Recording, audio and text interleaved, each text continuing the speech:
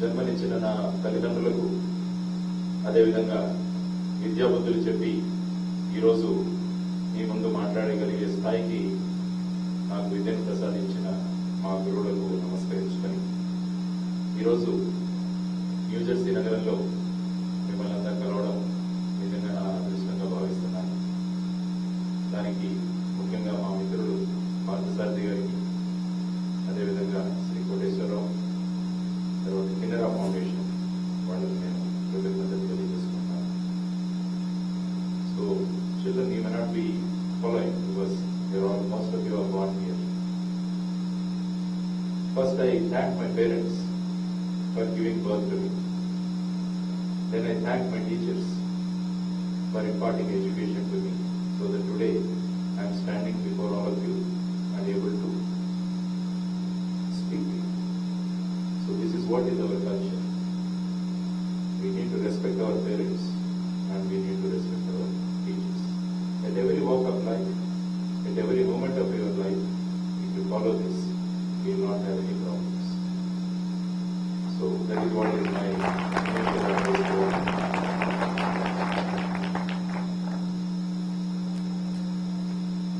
I used to meet children coming from India when I was there, because some of my friends used to come and visit the houses. The children used to be so restless. They used to tell their parents, we want to go away. We don't want to stay here. Come on, let's go back. So then I used to wonder why children are wanting to go back. So I asked one or two kids, why do you want to go? They said, Uncle, the washrooms are a big problem here. The second one, they said, the traffic is a big mess here. These are the two things the children were so upset about it, so they want to go back. Then I thought, in this meeting, let me tell them more than the washrooms and more than the traffic to the children about India. I mean, to the country to which I belong to, and also most of your parents also belong to. Because your parents have dual responsibility. Because they were initially the citizens of the country and few of them have become the citizens here. But of course, most of you are the citizens. So I will take you through a small presentation of what is India, what India contributed to the world, and what people have talked about India, so that I think when you come back to India, you think beyond washrooms and traffic issues. Okay, yeah.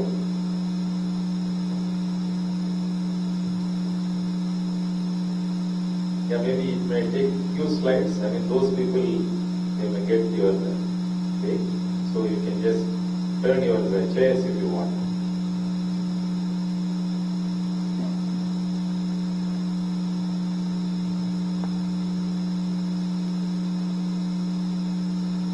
Yeah, this is what is the topic for today. It is poverty change. What is the next generation have to do? I mean, the pattern is going to be like this. After this brief presentation, there are about 12 to 13 volunteers who have come to speak on a few topics, maybe 2 to 3 minutes. Then after each topic, I will be giving my response. And also I request the audience also, in case they want to contribute anything to the issue. Because I'm in US, the last 15 days I am here and I am going to be here for another week. I have not kept this visit just for sightseeing, but also I am interacting with so many people, especially the children, to know what is good about this country. So that my endeavor is to see that one day India also should be like US. That is the endeavor. So I interacted with few people. In fact, I visited a local police station also here. I spent about 3 hours here to know how policing is done here. That is my basic core subject. Yeah. I mean, this is what the India was. I mean, it was the civilization started almost 5,000 years back in Mohenjo-daro and Harappa. It is called Indus Valley civilization. These are the two universities, if you see the children. This is called Takshashila and Nalanda. These are the two universities which were very, very popular, and there were about 10,500 students who were coming to this from all over the world. Like, if you ask children now, where do you want to study? They say MIT or Harvard.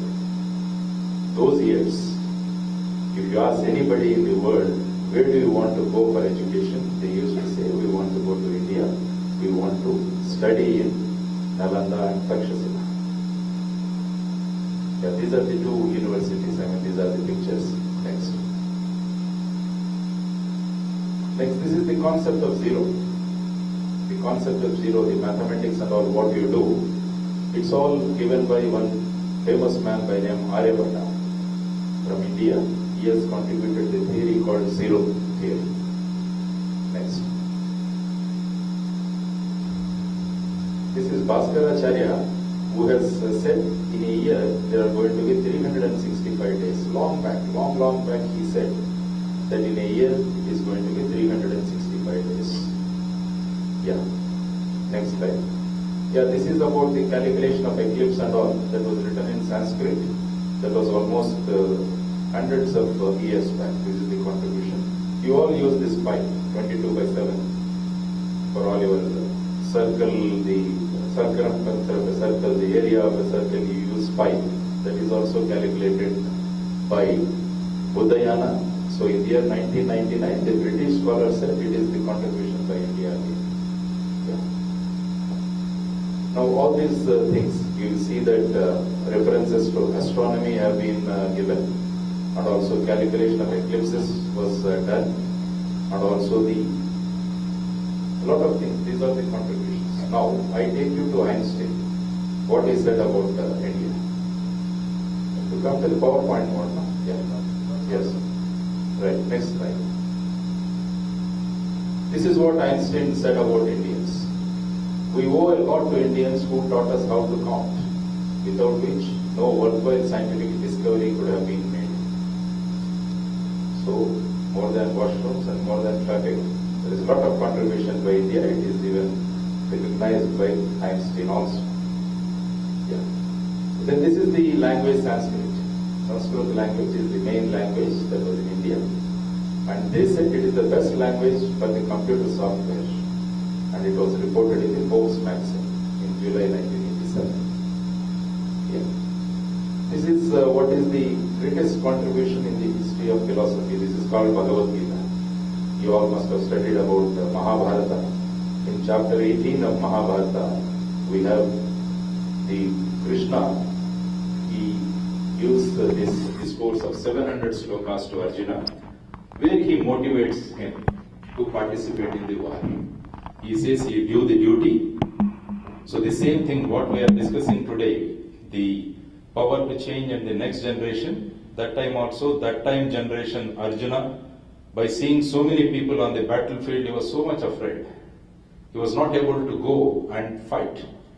Then Krishna taught them, this is your duty, this is your responsibility. So that is what is written in Bhagavad Gita. Yes.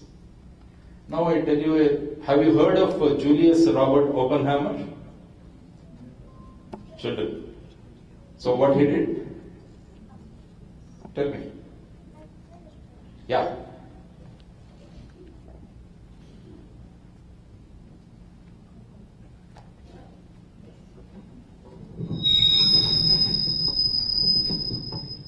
Who needs the mic? Yeah, somebody raised it. Who is the hand?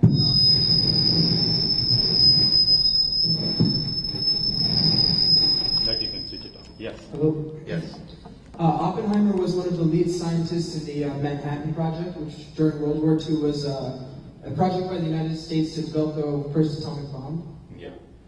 So it was the first atomic bomb during the Second World War. On 16 July 1945, this Manhattan experiment was conducted, and the scientist who led these experiments are Robert Julius Oppenheimer, a German by birth and who was settled in United States of America. Then, that is what he said about India. I'll show you a small video in which Oppenheimer has talked about the importance of Bhagavad Gita and what he got from the Bhagavad Gita. There is a video, you can take it up. go to the presentation, yeah, our Oppenheimer video is there. 5, 4, 3, 2, 1.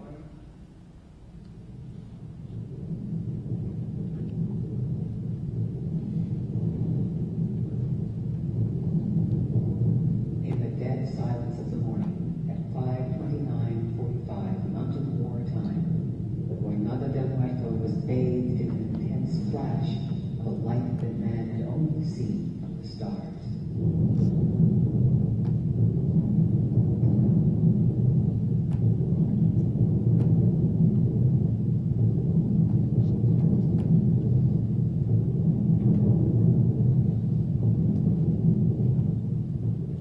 He knew the world would not be the same.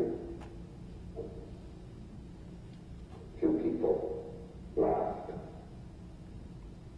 Few people cried. Most people were silent. I remembered the line from the Hindu scripture, Bhagavad Gita. Vishnu was trying to persuade the prince that he should do his duty, and to impress him takes on his multi-armed form and says, "Now I am become death, the destroyer of worlds." I suppose we all thought that one way or another. So this is Robert Julius Oppenheimer who talked about this thing. If you want to see what exactly he has said, you can just go through slides and make it into a PowerPoint. Yeah, this is what he said in the end. I mean, you must have seen the video of this thing. That's what he said. Now I have become the destroyer, he says, because he takes this thing picked from the Bhagavad Gita of chapter 12 and chapter 11 and Sloka 12. This is again because people like Robert Julius Oppenheimer, people like Albert Einstein, they also made references to the contributions made by India towards the achievements what they have done in the world. Next. This is what is the Manhattan site. If you want to go, and it's called Trinity, you can go and see this particular memorial built there. Yeah. Next. I mean, if you see, there are many doctors. Again, we had Ayurveda. The basic thing has started from India again. Now again, switching back to Ayurveda. Few patents are being taken in US also. So the origin of Ayurveda is from India. Next. Again, Sushruta was the father of surgery. If you know, he is the father of surgery. He used to do surgery. I will show you the implements also what he used to use. Next. So these are the implements which he used to use to do the surgery. So he used to do the best of the surgeries. Yeah. This is yoga. All of you might have observed 21st June as the yoga day. How many of you have actually participated? Children. These two are these are the power to change next generation. This is my concentration. How many of you participated in yoga? Yes, there is a boy there. That's good. So I came here from India and I participated in International Day of Yoga. In the evening we had a function in Lincoln Hall where Sri Ravi Shankar was here from the Art of Living Foundation and we participated in that. So again this yoga is from India. Next. The origin is almost 5000 BC and now the documentation of yoga is between 2000 BC to 300 AD. There is a good amount of documentation. The Patanjali Yoga Shastra is there. That also is origin is from India. Next. And again, this is Mark Twain who has said this about India. India is the land of religions, cradle of human race, birthplace of human speech, grandmother of legend, great-grandmother of tradition, the land that all men desire to see, and having seen once, even by a glimpse, would not give that glimpse for the shows of the rest of the globe combined. This is what Mark Twain said. So Mark Twain also visited India. he was not perturbed by the washrooms and the traffic. He saw many things in the country. So that's why he said, there are so many things in that country to see. I mean, that's what is Mark Twain said about it. Yes. This is about various things India used to export to different countries. These are the various things, mostly the spices, the oil, all those things, turmeric, all these things, the copper vessels. These were the things used to be exported by India to the rest of the world. Next.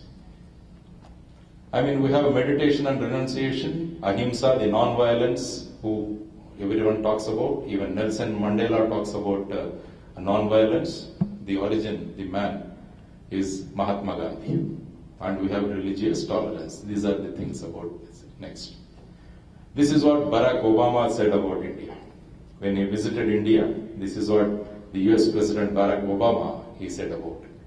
India not only opened our minds, she expanded our moral imaginations with the religious text that still summon the faithful to lives of dignity and discipline, with poet who imagined a future where the mind is without fear and the head is held high, and with a man whose message of love and justice endures, the father of your nation, Mahatma Gandhi. This is what Barack Obama, when he visited India, he talked about the country. Yeah. So these are the few facts which I want to give to the children especially. We have this 5,000 years of civilization there. There are about 325 languages and so many dialects, 18 official languages, 30 states and 5 union territories. We have area of 3.28 million kilometers, 7,526 kilometers of coastline, 1 billion, almost 1.2 billion population in the year 2011, world's largest democracies in 67 years, secular constitution, 4th largest economy, and it is the fastest growing IT superpower also. Next.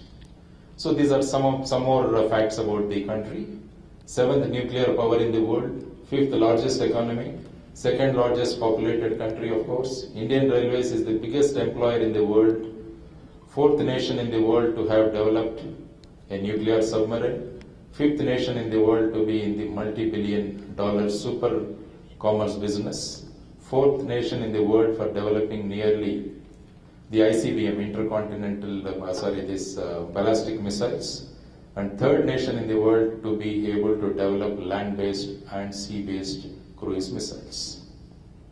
Yeah, so this is what is India. Now again, coming back to the country, there are many problems in that country also.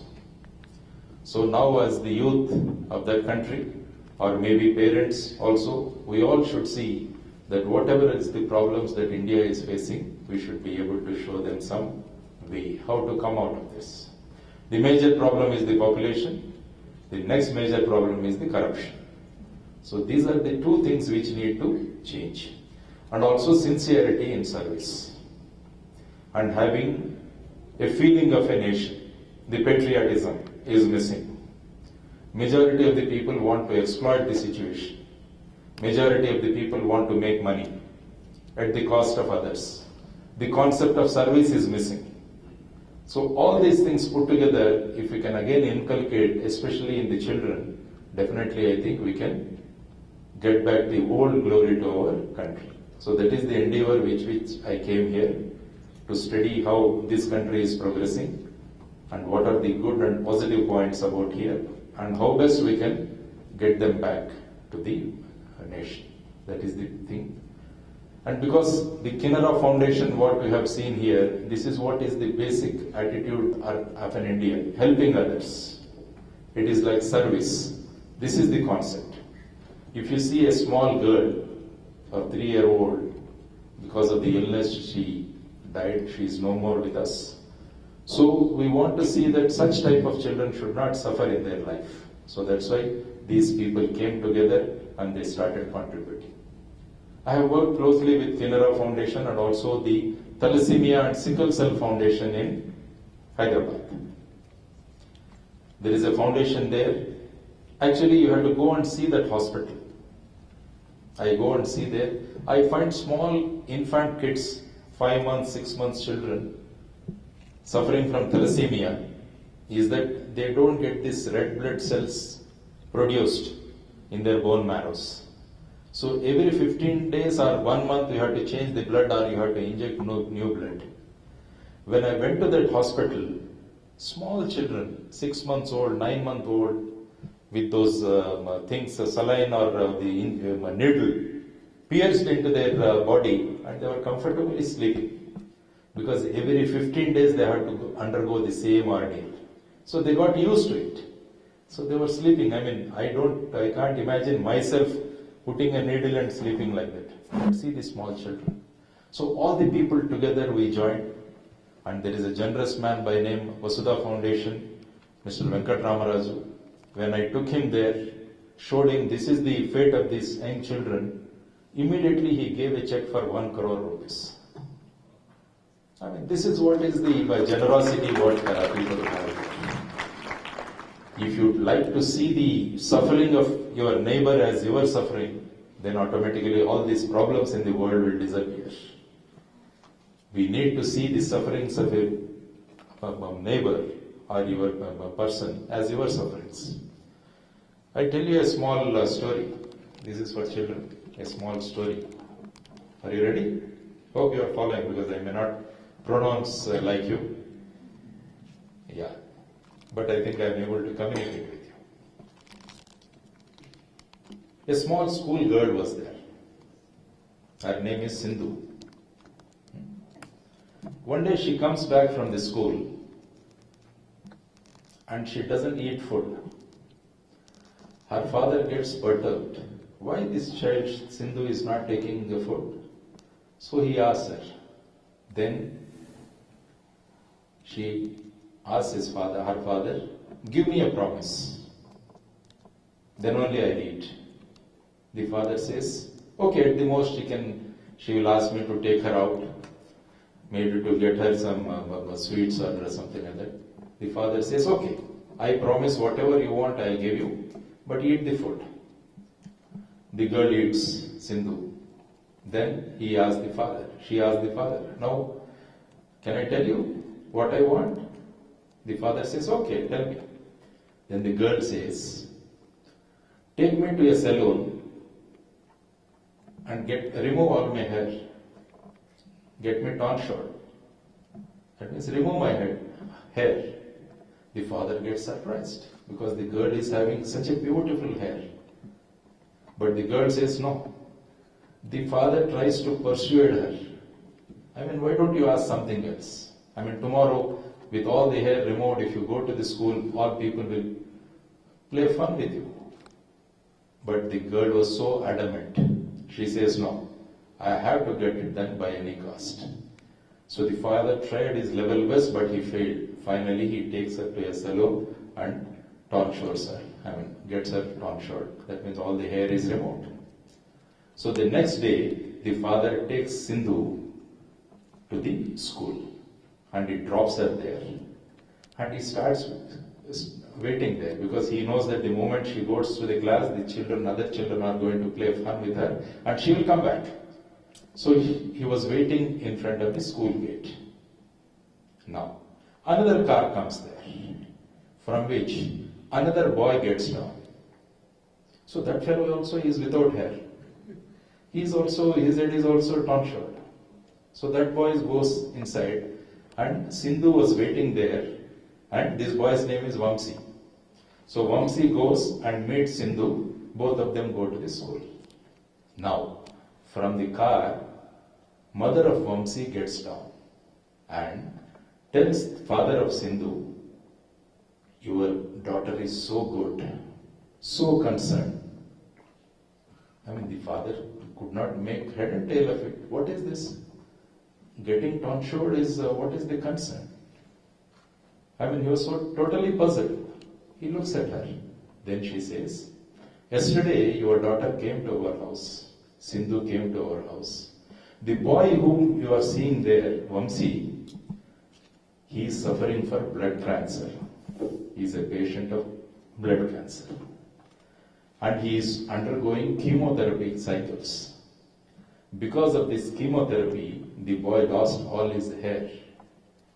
So the school students were teasing him. So that's why Vamsi stopped going to the school. So yesterday your daughter came to our house and asked Vamsi, why are you not coming to the school? The boy said, see, all my hair has gone, that's why I'm unable to attend the school. Then Sindhu says, don't worry, I'll give you company from tomorrow. So she goes home, gets her hair removed, and next day morning she comes to school and gives company to Vamsi. These are the qualities which we require to be inculcated in our children. It is concern for the others. It is the concern what we have for others. Because this boy, my friend, is suffering, so I should contribute something. I should help him.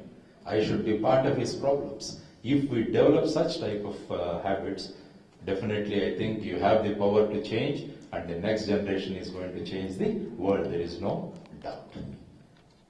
So this is what is a small introduction I have given. Now the pattern is going to be like the children will come here and they will present their paper, and then on that I will give my opinion or give my feedback. Then from the audience also, if any one of you want to make some contribution, you can also give, because majority of the topics they have written about India. So in case they want to have the change in India, and in case some of the suggestions which can come from the audience also, maybe 2-3 suggestions per topic, then finally at the end of the session we'll come up with an action plan. Otherwise we come, we gather, we meet and we leave. But for every meeting, let us have an action plan to be implemented, maybe after a year or when the next Canara's meeting takes place. Let us see what are the suggestions you have made and to what extent we could implement them. That will be the pattern. So let us start